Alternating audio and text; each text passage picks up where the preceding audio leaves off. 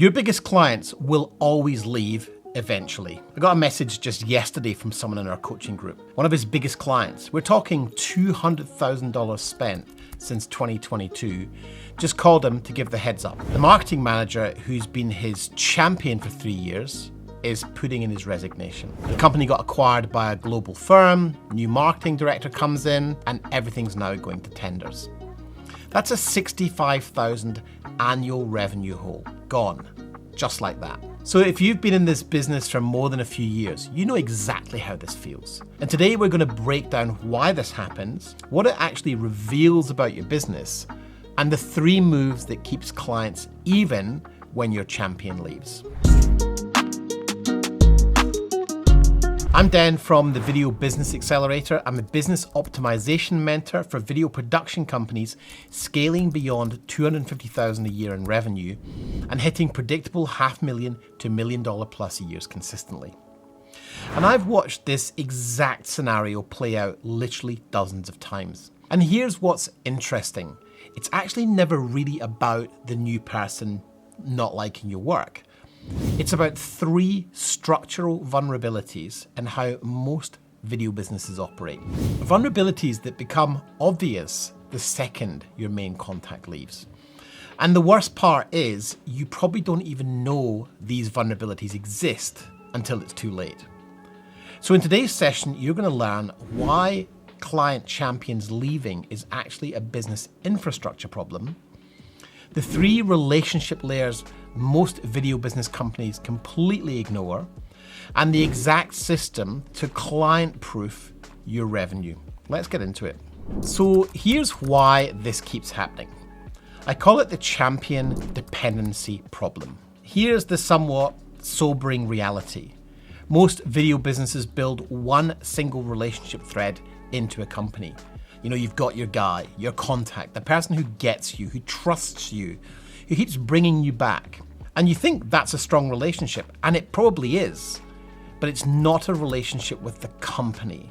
It's a relationship with one employee. I know this because it happened to me at Sony. I spent 10 years working with Sony and was introduced to multiple layers. But when my core contact left the UK position, it all dried up. So when that employee leaves, everything resets to 0. The new person comes in, they've got their own suppliers from the last job, or they want to make their mark by optimizing vendor relationships, which is corporate speak for putting everyone out to tender and bringing in their buddies. Let me give you the real example from our coaching call this week. So this is a major infrastructure company here in Australia.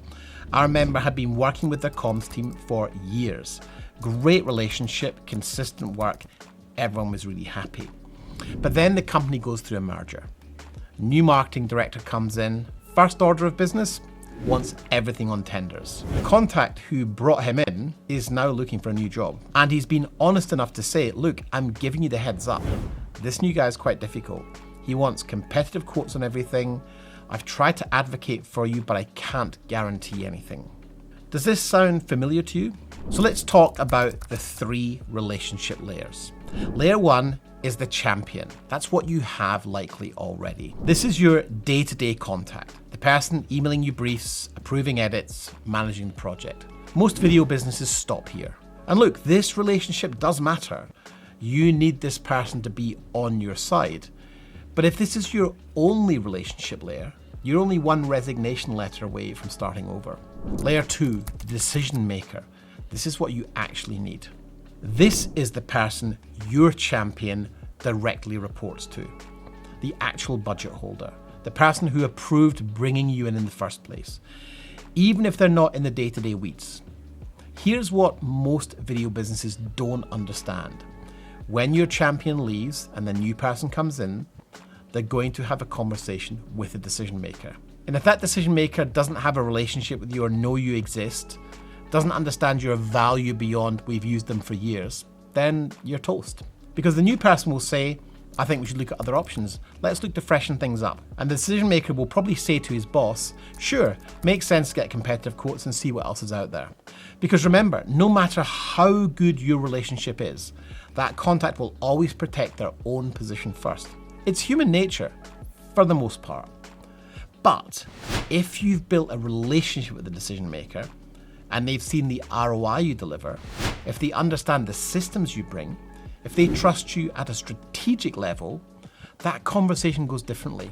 So the new person coming into the role, who probably wants to make a name for themselves, says, I want to put the video out to tender, get some new ideas. And the decision maker, if you have the relationship, says, listen, we've had a great experience with our current supplier.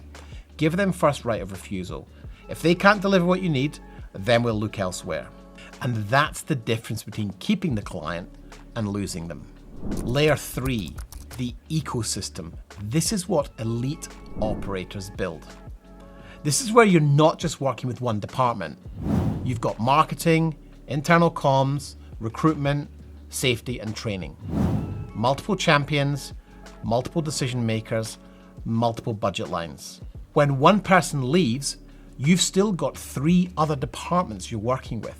The new marketing person comes in, sees you're already embedded across the organization and thinks, okay, these guys are clearly established here and they're already on the system, which means less work for them.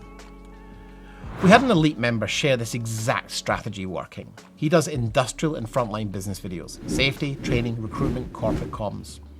When his main marketing contact left, he didn't lose the account because he'd already built relationships with the safety team and the recruitment team. Different budgets, different decision makers, different champions. One leaves, the others remain. Now, if you're sitting here thinking, this makes sense, Den, but I'm already stretched thin managing the clients I have, that's exactly the problem we solve inside the Video Business Accelerator. Because the real issue isn't just client relationships, it's that most video businesses are structured in a way that makes the owner the bottleneck for everything. So if you want to see how production companies like yours are breaking past 500K without burning out, I put together a private briefing that shows the exact 4 shifts we've seen work across 178 plus companies. It's free. Grab it at denlennie.com/authority-gap. Now, back to the 3 moves that keep clients. Move 1, the introduction request. Do this immediately. Next time you're on a project, ask your champion, who else should I know about this work? Who's the final sign off on this? Not pushy, not salesy, just curious. Then ask, would it make sense for me to meet them? Even just a quick hello, an intro call, so they know who's working on this? Most champions will say yes. They want to look good by bringing in competent suppliers.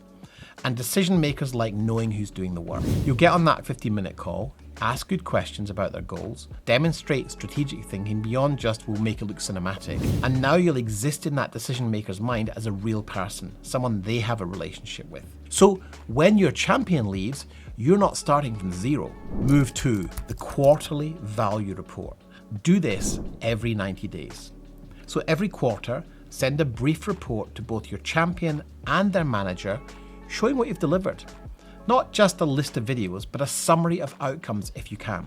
Hey, this quarter we delivered 12 safety training videos, and I hear from the team that that's reduced onboarding time by 30%. We also made 8 recruitment videos, and I believe that's improved application quality. In fact, HR reported 40% better candidate job fit. And we delivered 4 internal comms pieces supporting the new workplace culture initiative. Keep it to 1 page, make it skimmable, make it about their wins, not your work.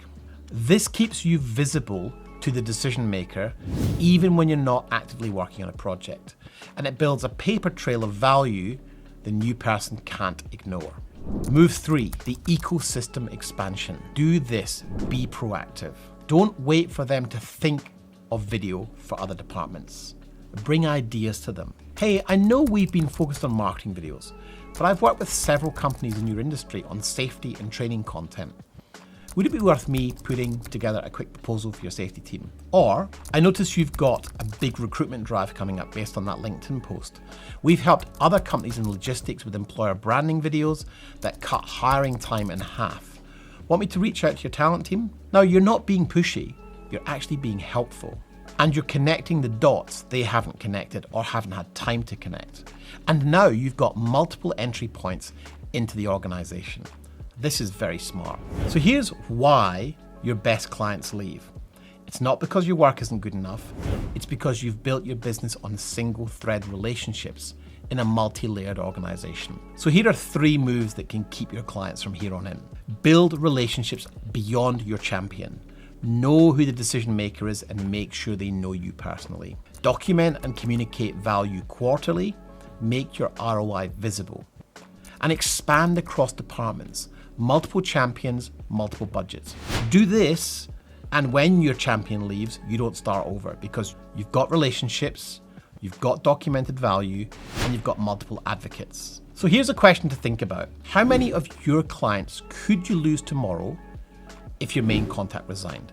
What does that look like in terms of dollar value and impact if you don't solve this right away? Now, client loss is one vulnerability, but next week I'm showing you another cost that's quietly draining $60,000 from your business. And you're probably paying it right now without questioning it. It's hiding in your Dropbox account, your Google Drive, and your hard drives. And it's the loyalty tax that most video businesses pay without realizing there's another way. And if you want to see how companies are solving these exact infrastructure problems while scaling past $500,000 in revenue, grab that free private briefing at denlennie.com/authority-gap.